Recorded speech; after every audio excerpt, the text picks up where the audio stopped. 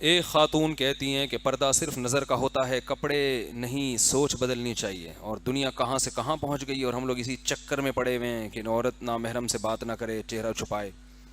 یہ نعرہ لبرل لوگوں کی طرف سے لگایا جاتا ہے۔ لبرل لوگوں کی نظر میں دنیا کے ہر مسئلے کا علاج ترقی ہے، پیٹ بھرا ہو، توندے بھری ہوئی ہوں، پیسہ ہو، معاشی ترقی ہو، بس حیا، تمیز، تہذیب ان کا ٹاپک ہے ہی نہیں۔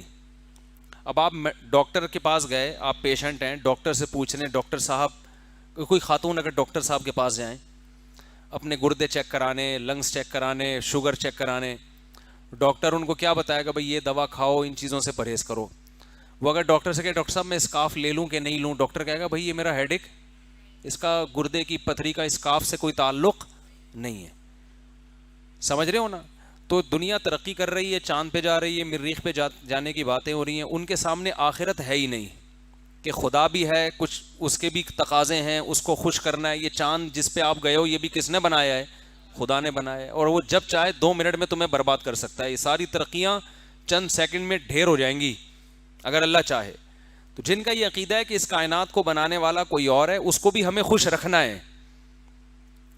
پیٹ بھرا ہوا دنیا کا ہر مسئلے کا حل نہیں ہے، معاشی ترقی دنیا کے ہر مسئلے کا حل نہیں ہے۔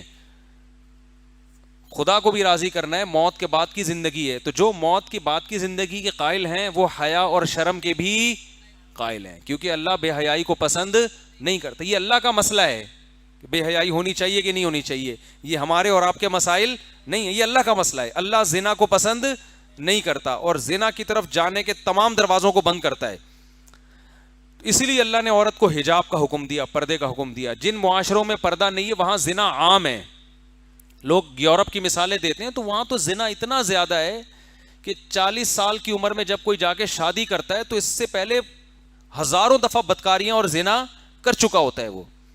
تو انہوں نے تو معاشرے میں اس کو ایکسیپٹ کر لیا، بھائی اگر کر لیا ہے، یہ لڑکا ہے، یہ لڑکی ہے، بغیر نکاح کے ہو گیا تو کیا ہے، تو ان کے یہاں تو یہ مسئلہ ہی نہیں ہے، تو وہ اللہ ان سے خود ہی نمٹ لے گا، آخرت میں نمٹے گا اللہ تعالیٰ۔ تو جن کا آخرت پر یقین ہے یہ ان کے مسائل ہیں، تو ان کو حجاب بھی لینا پڑے گا، پردہ بھی کرنا پڑے گا، بلکہ اسلام تو دیور سے بھی پردے کا حکم دیتا ہے، بہنوئی سے بھی پردے کا حکم دیتا ہے۔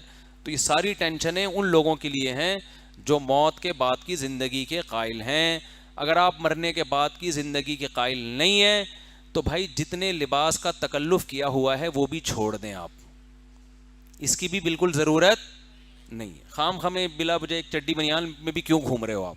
تو کیا ہو جاتا ہے؟ آپ کہہ سکتے برا لگتا ہے، جب سب کریں گے تو برا نہیں لگے گا، تو لباس لیس ہو جاؤ بالکل، تو اس لیے ضرورت ہی نہیں ہے۔